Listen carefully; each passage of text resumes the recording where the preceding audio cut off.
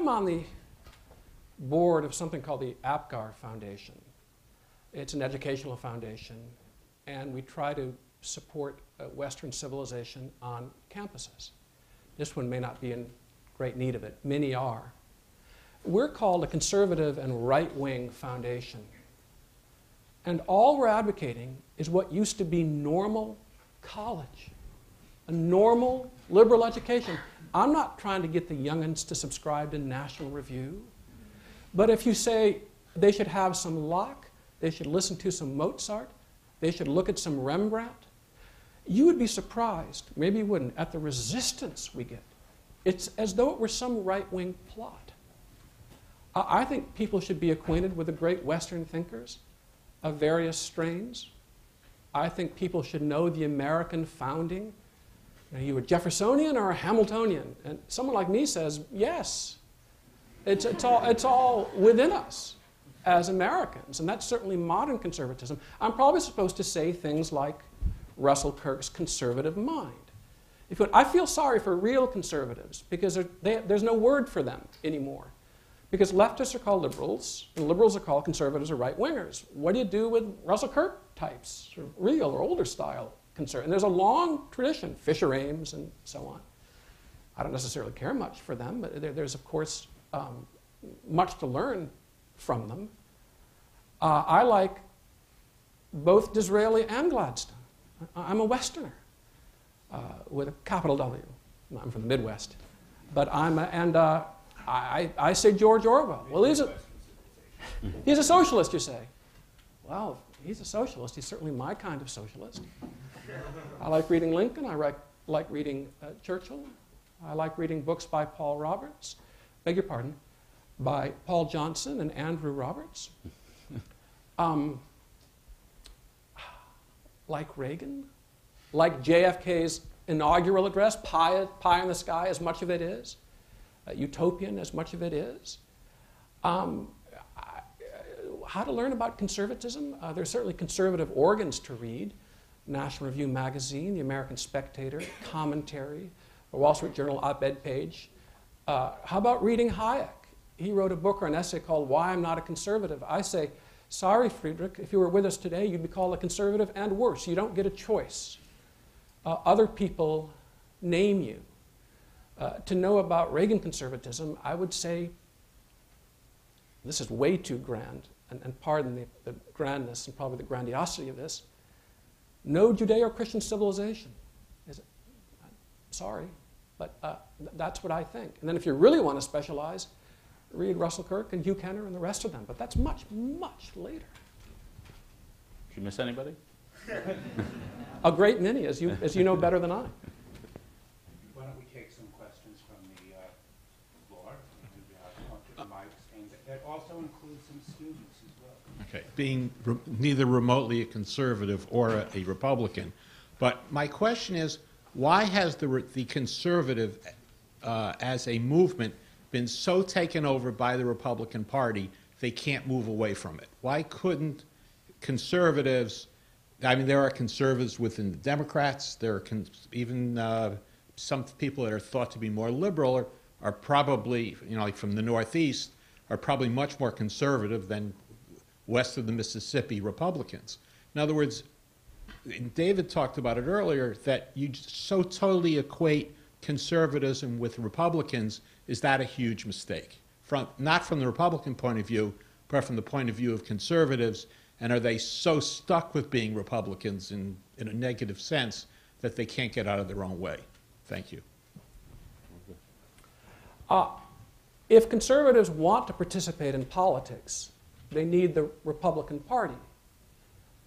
We live in the here and now and in a practical world. If conservatives want to be theoretical and retreat to the catacombs and so on and hold conferences, then and forget politics. And some people have counseled this. There's a strain of this in conservatism, that politics is hopeless for us, the culture is lost forever.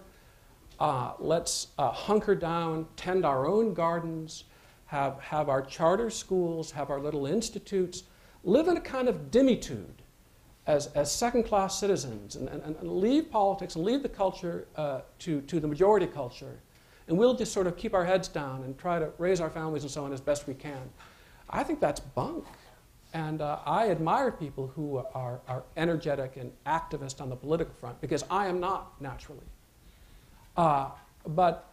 Sure, a philosophy or a strain of thought, if it wants to participate in politics, ought to have something like a party and not be too splintered.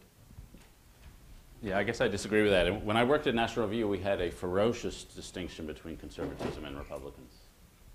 And the distinction was preciously maintained so we could have freedom of thought. And so we didn't become part of what's now the confirmation media where you tell everybody how right they are all the time. And it created, when I was there, I joined this tradition, James Burnham, John Dos Passos, Kirk was still around. And the idea was conservatives are experimenting with ideas and Republicans are the people who sell you out. And so there was this ferocity maintained. And I fervently believe in that. That if you're a writer about politics, your job is not to support the team. If you're But by the way, I'm sure that no one in this room thinks that. That if you're a writer, your job is to support the team. Does anyone think that? I guess I have conversations all the time with conservative writers who I will not out on the need for teamism. And if you go on Fox News, I guarantee you that's part of the job. And finally, I guess I'll say, you know, I worked at the Wall Street Journal editorial page for 9 years. We had a philosophy. The philosophy was, it's not about persuasion. By the way, this is the philosophy of most liberal columnists I know. Persuasion is bunk. We don't persuade. It's about rallying the team. It's about mobilizing the forces. It's providing the people on your side with good arguments. And so to me, that's just not what, if you're going to go into politics and do it. But if you're going to go into the writing business, become a writer. And that involves a certain amount of aloof detachment. And if you don't have that aloof detachment in what you say, you won't even have that in what you think. David, may I say, the question was not about writers and journalists like us. The question was about conservatives. Right. And I said if they want to participate in politics, it helps to have a party. You don't think conservatives should refrain from politics and just leave the political... Well, of course you don't. So I was answering that question between posed, a Republican and conservative. Of course, we at National Review spend probably 90% of our time criticizing various Republicans and conservatives. As I say, we have this propensity to examine our own navel and navels of other Republicans. I wouldn't go to 90, but I'll give you 20. But I'll give you some recent issues. Yeah. Well, let's go to another question. I'm not like a political expert or anything by that means, but from what I've read and what I've heard from like my peers who are involved in political science and some of the adults that are around me, it seems that like a lot of people think that, you know, liberals are more concerned with the middle class and that conservatives are more concerned with, you know, the upper class so that they can in turn like spend their money in investing in businesses and stuff. So would you agree that maybe the reason why the conservatives are currently at their low point is because of an expanding middle class? And would you say that the future of the GOP would contain more like courting the middle class kind of thing? Well, just in terms of the polling evidence, I think the evidence is overwhelmingly clear. People took a look at the Republicans and decided these people are not for me. They took a look at Mitt Romney. He was almost the cartoon figure of someone who's not leading my life. I defend Romney. People said he was out of touch because he has this garage in La Jolla in San Diego where he has elevators for his cars. And I pointed out that he has several other homes without elevators. But I think if you look at just demographically, just looking at the polls, where the Republican Party seemed to be out of touch. And this is why we're not in Reagan years anymore. Reagan was great at rallying what they called the Reagan Democrats, which were working class. They're out of touch, perceived out of touch with middle class. Second, perceived out of touch with minorities. That's obvious. And then finally, because it's not the Reagan years, perceived out of touch with singles. Romney did pretty well among married people. He won married women. But he did horribly among single people. He got crushed among single women, or among single people. I think it was 65 to 32. Basically, if you take every rising group in America, minorities, working class, singles, people in single-person households, the Republicans are losing those people. If you take every shrinking group in America, white males over 70. The Republicans are doing awesome with those people. So do we need to change? One of the things I most dislike about politics and about American culture is the strong urge to racialize everything. That's one of the reasons I rejected the left into which I was born in Ann Arbor, Michigan. I couldn't stand the constant racialism. I was taught that the Republican Party was a party of the rich, and the Democratic Party was a party of the common man.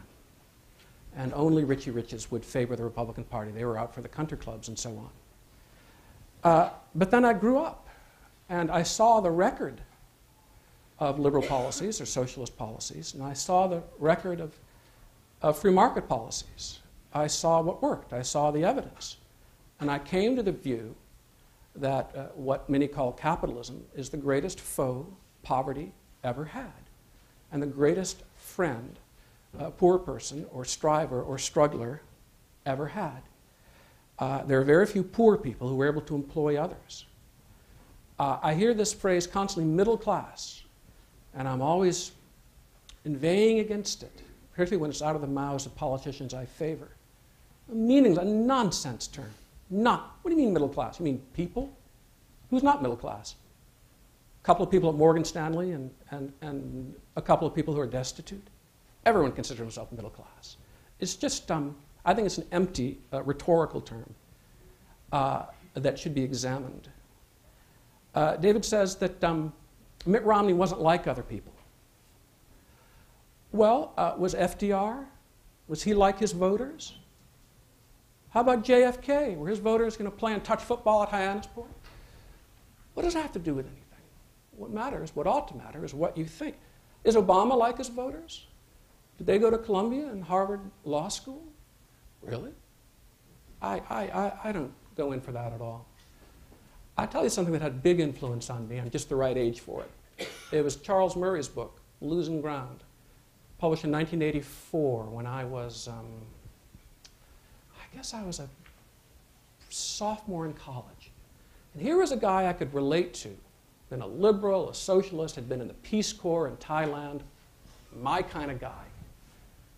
He wrote this book saying, and at that time the budget deficit was a very great concern. And he said, I don't care about saving a dime of public money.